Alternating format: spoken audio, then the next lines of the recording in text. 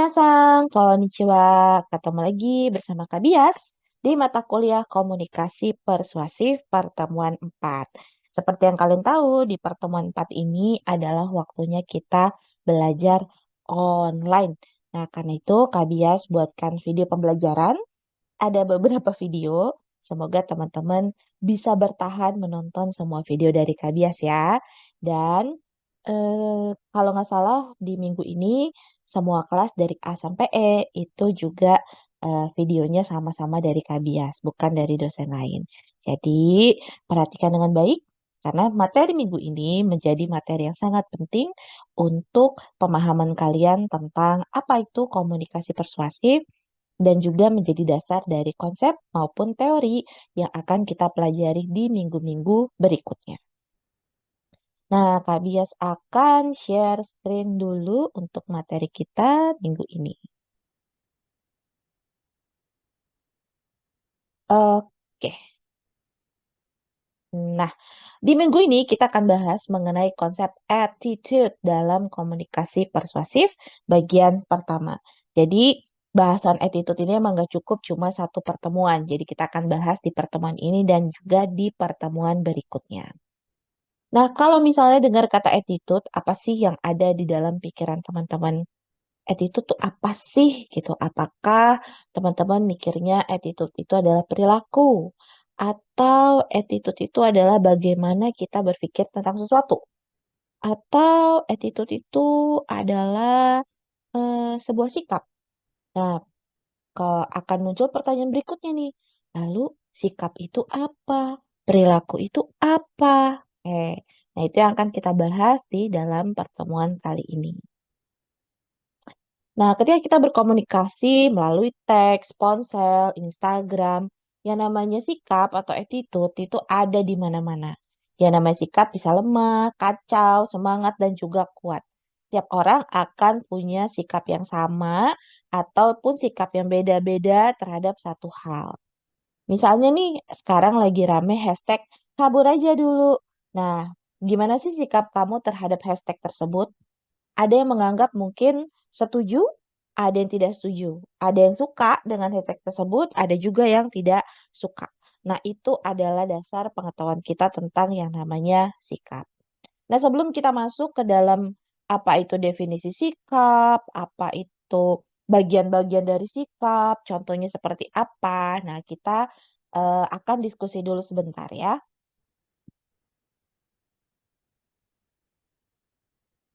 Nah, teman-teman pasti udah pernah nih tahu atau ngalamin beberapa hal yang ada di slide teman-teman nih, di beberapa slide ke depan. Misalnya kita di Indonesia punya namanya Hari Belanja Online Nasional. Kalau di luar negeri itu ada yang namanya Black Friday gitu ya, di mana semua orang itu akan belanja gila-gilaan, belanja banyak karena apa? Karena ada diskon gede-gedean.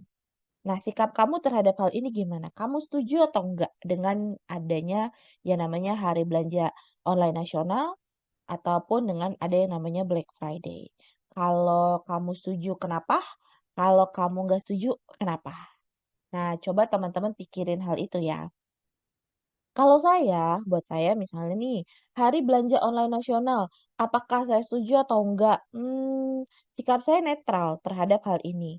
Maupun dengan Black Friday ya, ini juga sikap saya netral. Kenapa saya netral? Karena Hari Belanja Online ini ada positifnya, ada negatifnya. Positifnya apa? Mungkin kita jadi bisa mendapatkan barang yang selama ini kita butuhkan dengan harga yang lebih rendah. Negatifnya. Nah, negatifnya bisa jadi kita menjadi lebih konsumtif daripada hari-hari sebelumnya atau hari-hari lainnya yang tadinya kita hanya membeli barang-barang yang kita butuhkan. Nah, tapi karena sekarang jadinya murah, kemudian kita jadi beli barang-barang yang cuma kita mau aja. Cuma kita kepengen aja. Akhirnya barang-barang tersebut numpuk deh di rumah. Yang ada cuma jadi eh, apa yang kita simpan aja gitu. Dipakai mah belum tentu. Oke. Nah, karena itu sikap saya netral. Nah, kalau teman-teman sikapnya gimana terhadap Black Friday atau Hari Belanja Online Nasional. Yang berikutnya, nah teman-teman pasti tahu nih, di dalam dunia farmasi ada yang namanya percobaan terhadap hewan. Jadi sebelum yang namanya obat, kosmetik gitu ya, itu dipakaikan atau diuji cobakan ke manusia, obat dan juga kosmetik itu atau bahan-bahan kimia lainnya itu akan uji cobakan dulu ke hewan yang secara genetik mungkin dekat dengan manusia. Misalnya seperti, monyet ataupun kelinci, yang memang sering banget jadi bahan untuk percobaan. Makanya ada, ungkapan atau istilah kelinci percobaan, gitu kan. Nah, sikap teman-teman gimana terhadap hal ini? Apakah kalian setuju, tidak setuju, suka atau tidak suka? Oke, sama. Kalau misalnya kalian ngerasa, kasihan banget, aku nggak setuju, kan kasihan hewan-hewan itu." Oke, apakah ada alasan lain selain rasa kasihan? Atau ya udah cuma nggak setujunya karena kasihan aja? Atau kalau teman-teman setuju, kenapa setuju? Apakah karena teman-teman melihat, ini memang harus dilakukan, kalau ini tidak dilakukan, percobaan terhadap manusia akan jauh lebih beresiko, misalnya seperti itu. Nah, ini yang, eee, saya mau tahu nih teman-teman kira-kira tanggapannya gimana, pendapatnya seperti apa? Oke. Nah, kali ini saya tidak minta teman-teman untuk misalnya menuliskan di kolabor ya, tapi teman-teman punya PR nih untuk cari tahu, tentang, hal-hal yang saya tanyakan di, 3 slide ini ya. Karena nanti mungkin keluarnya bukan di forum kolabor, tapi keluarnya di UTS. Jadi teman-teman siap-siap ya.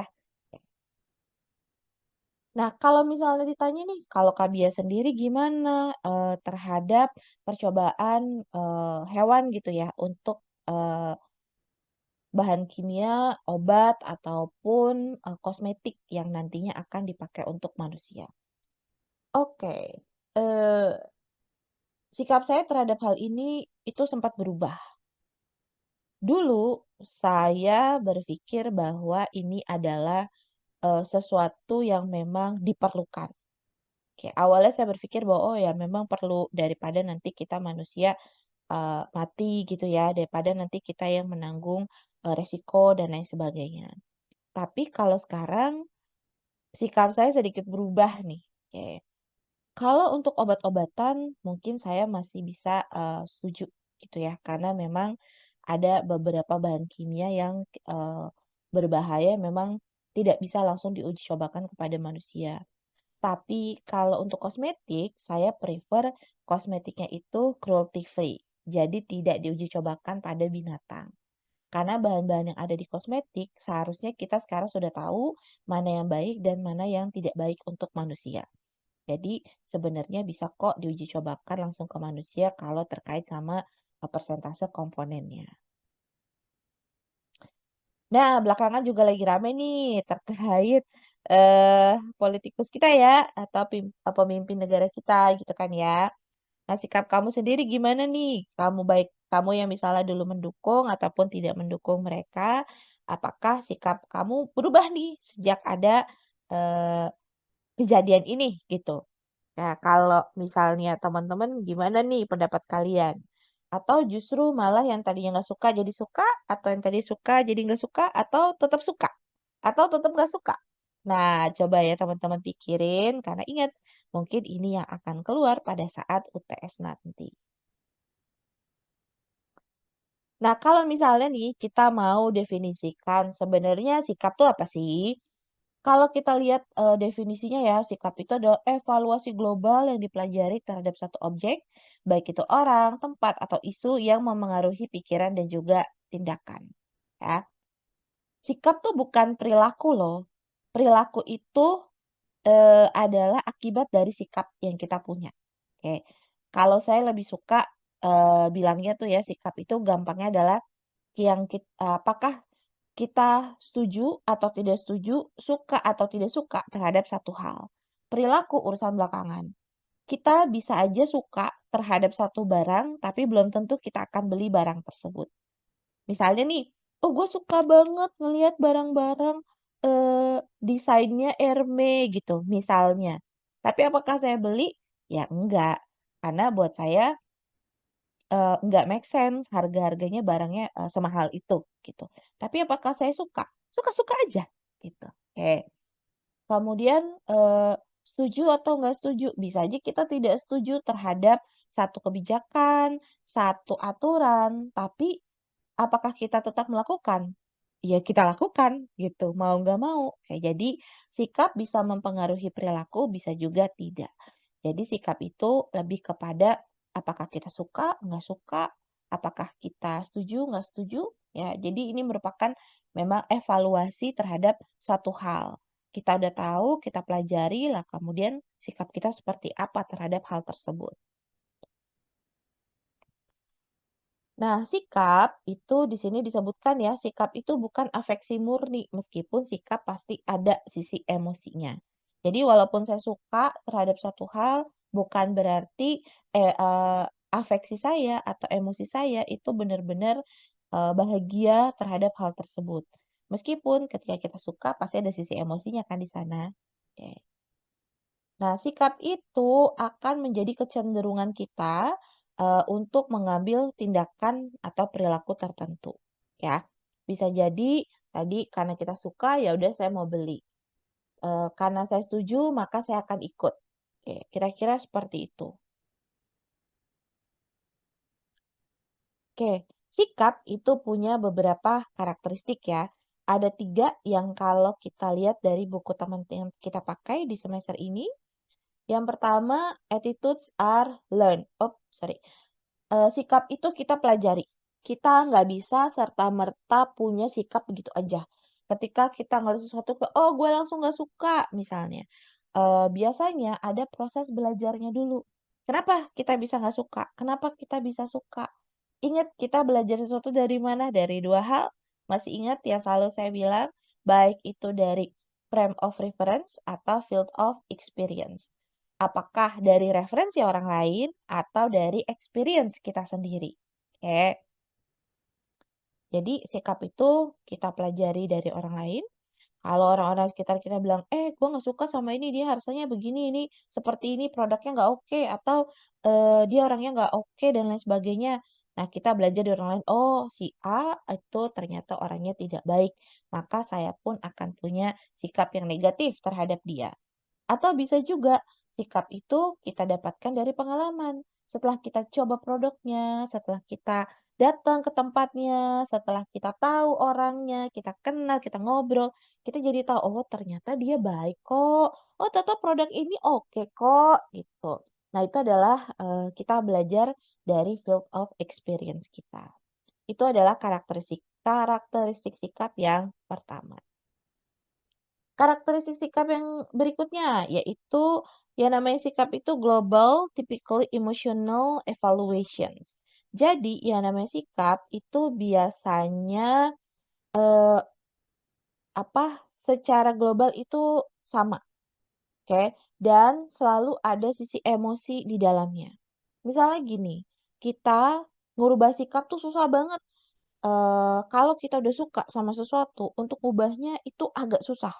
Butuh satu hal yang besar untuk kemudian mengubah sikap kita. Butuh kita untuk dikecewakan banget gitu ya, untuk bisa kita dari suka menjadi tidak suka. Kenapa? Karena emosinya biasanya sangat menempel dengan erat. Oke. Kemudian, yang namanya sikap itu mempengaruhi pikiran dan perilaku kita. Betul. Karena kita suka, pernah nggak misalnya kayak gini? Karena kamu suka akan sesuatu, apapun yang terjadi, misalnya terhadap artis tersebut gitu ya. Kalau misalnya kamu ngefans banget nih sama satu artis, kemudian misalnya dia dikabarkan eh selingkuh atau dia dikabarkan pakai narkoba misalnya. Kemudian masih ada misalnya pikiran kamu yang mencoba membela dia. Masa sih dia seperti itu? Tunggu-tunggu gue mau tahu dulu ceritanya. Kenapa ya dia begitu? Oh dia begitu karena ini ada sisi-sisi yang dimana sikap kita itu akan mempengaruhi pikiran kita. Begitu juga dengan sebaliknya misalnya orang udah dari awal nggak suka, ketika ada sesuatu yang jelek langsung pasti makin nggak suka. Ah tuh kan gue bilang juga apa. nggak bakalan tuh yang namanya ada ngebela-ngebela, gitu ya. Nah, sikap juga mempengaruhi perilaku kita atau action kita. Meskipun tadi tidak semua yang kita sukai akan kita beli, tidak semua yang kita tidak setuju kemudian tidak kita turuti.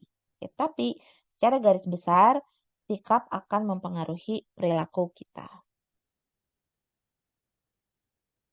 Nah, ada kaitannya antara nilai, kepercayaan, dan juga sikap. Oke, teman-teman ingat nggak waktu di mata kuliah komunikasi antar budaya, kita pernah belajar tentang nilai dan juga kepercayaan. Masih ingat nggak? Kalau masih ingat, hebat. Kalau misalnya udah lupa, coba kita bahas lagi ya. Kalau misalnya kita lihat nih di dalam bagan yang satu ini, yang paling mendasar itu adalah kepercayaan kita, belief kita. Ya, baik itu kepercayaan spiritual, moral, sosial, politik gitu ya. Itu akan nantinya mempengaruhi nilai yang kita punya dan nilai ini yang akan mempengaruhi sikap yang kita punya. Oke. Nanti kita akan bahas satu-satu terutama untuk sikap ya komponennya apa aja. Nah, yang teman-teman perlu ingat yang namanya, kita mulai kepercayaan itulah. Kepercayaan itu adalah konsep atau ide yang dianggap benar oleh individu atau kelompok.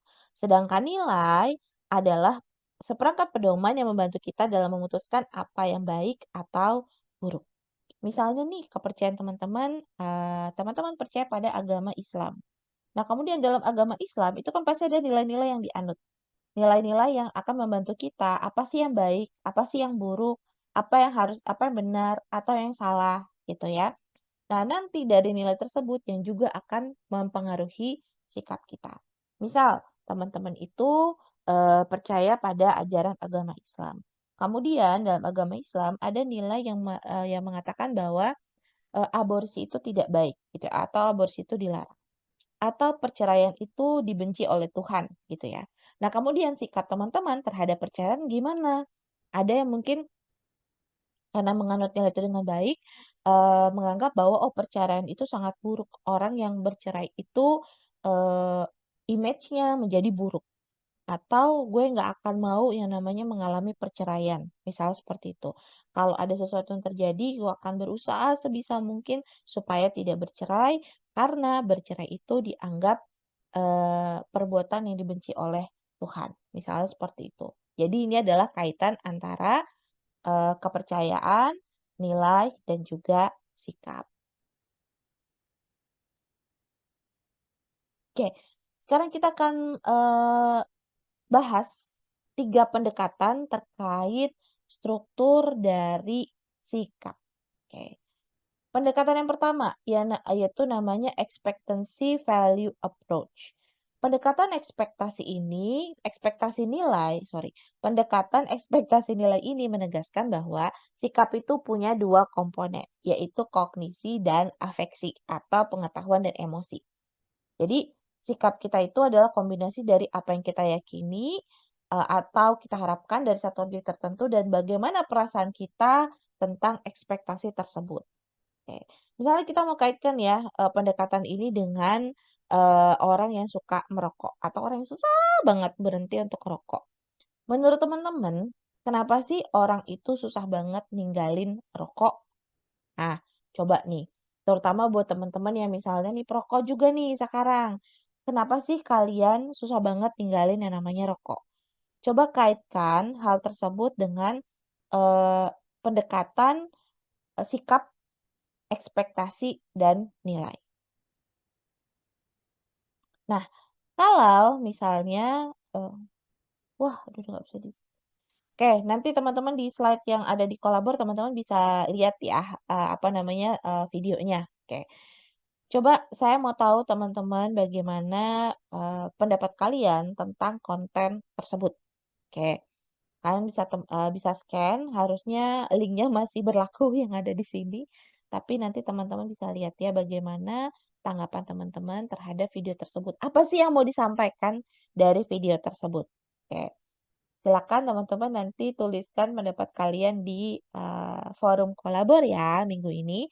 Jangan sampai lupa. Oke. Sekarang kita balik lagi ke perokok tadi ya.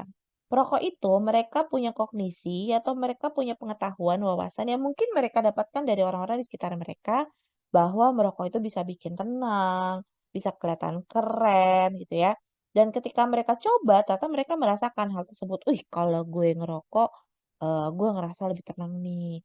Emosi apa stres gue bisa kurang nih gitu. Oh, kalau gue ngerokok, gue kelihatan keren dibandingin teman-teman gue yang enggak. Nah, itu yang eee, yang kita bisa lihat gitu ya dari pendekatan ekspektasi nilai ini.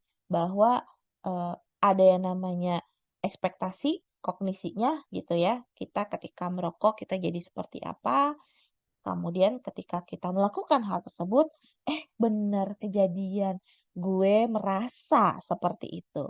Ya udah itulah yang kemudian susah banget mengubah sikap para perokok.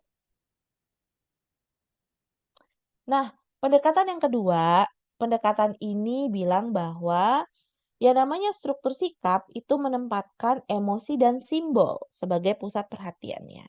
Jadi, kalau yang tadi pendekatan yang pertama adalah kognisi dan afeksi, kalau di sini adalah afeksi dan juga simbol. Oke.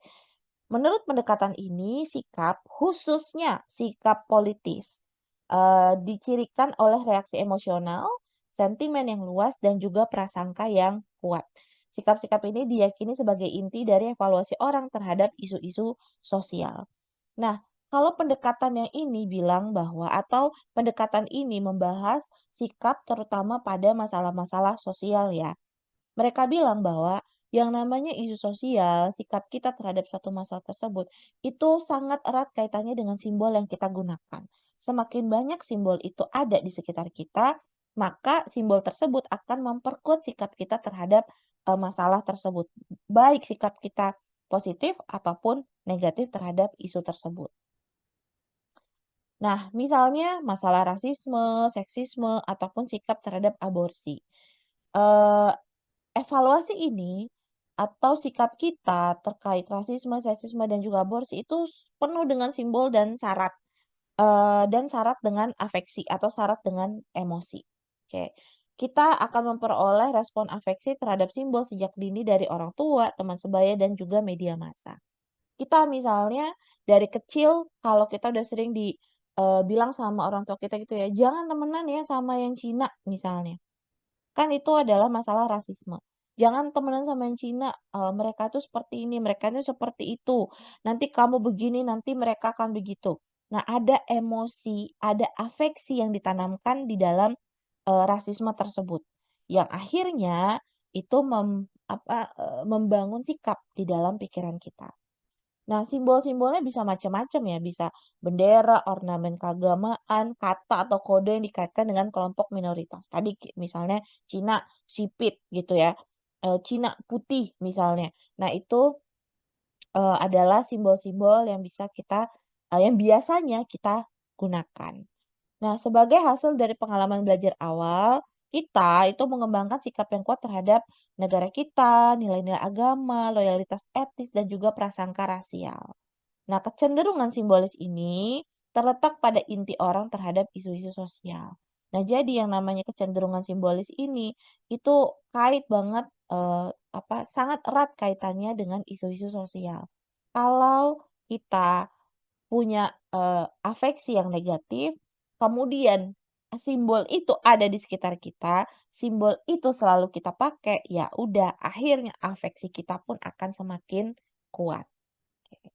Contoh misalnya kita selalu dibilang bahwa, "Oh, orang Cina itu, kalau dagang banyak bohongnya," misalnya. Itu sering banget tuh dulu kayak gitu. Padahal pada kenyataannya tidak semua. Padahal banyak kenyataannya yang pribumi juga kalau dagang banyak kok yang bohong, gitu kan.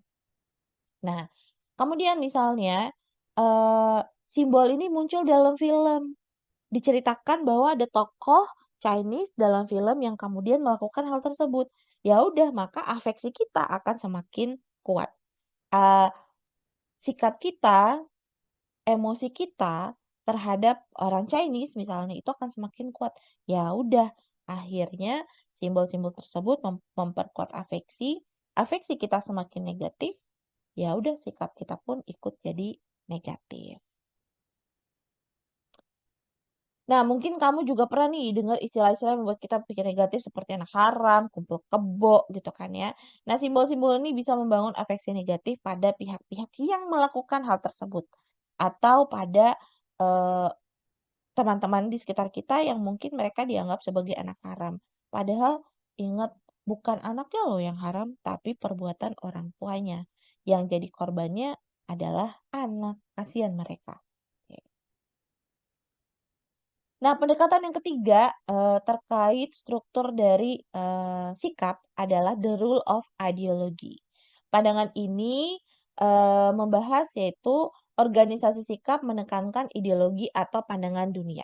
Ingat di KAB, ayo ini ada kaitannya sama apa yang kita pelajari di komunikasi antar budaya tentang worldview, pandangan dunia. Masih ingat nggak? Kan materi yang sudah lewat jangan pernah dilupakan ya, karena selalu berkaitan. Oke. Kalau di pendekatan yang sebelumnya bilang bahwa yang namanya sikap itu terbentuk dari kognisi, afeksi, ataupun sikap itu diperkuat oleh afeksi dan juga simbol.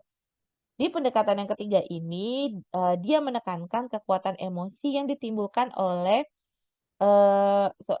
ideologi ya, dia ditimbulkan oleh ideologi. Nah, ideologi ini seperti apa misalnya agama, budaya, lingkungan politik, ini yang kemudian akan menimbulkan sikap kita terhadap sesuatu. Jadi bukan soal kognisinya, bukan soal afeksinya, tapi soal ideologinya. Oke. Nah, coba ini juga ada diskusi lagi yang teman-teman bisa masukkan di kolabor. Jadi diskusi ada 2 ya, jangan lupa. Baik terkait video tentang rokok tadi dan juga tentang masalah ini yaitu mengenai boykot produk. Ada anggapan bahwa dengan boykot kita memberikan perlawanan kepada Israel dan juga mendukung Palestina. Tapi dengan boykot kita juga ikut andil pada penutupan atau penurunan jumlah pegawai di perusahaan tertentu. Nah, bagaimana sikap kamu terhadap boykot produk yang dianggap mendukung Israel? Kenapa? Apakah kamu sikapnya positif, kamu ikut, atau kamu negatif, jadi atau kamu nggak ikut-ikutan, kamu tetap beli produk mereka, atau kamu netral-netral aja nih? Kenapa? Kenapa? Coba saya mau tahu jawaban kalian kenapa. Apakah ini ada kaitannya dengan ideologi yang selama ini kalian pegang? Nah, ini adalah salah satu contoh atau salah satu bentuk dari pendekatan yang ketiga tadi ya. Kamu boleh tulis jawaban kamu di forum kolabor tanpa googling, tanpa chat GPT, ataupun AI lainnya. Oke?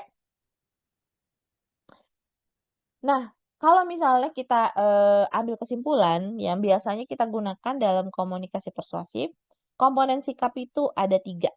Ada komponen kognitif, afektif, dan juga konatif. Kognitif itu apa? Yaitu keyakinan yang dimiliki individu tentang objek, sikap, atau sesuatu ya tentang objeknya. Jadi bagaimana kita berpikir, apa yang kita tahu tentang hal tersebut, pengetahuan apa yang kita punya, wawasan seperti apa yang kita tahu.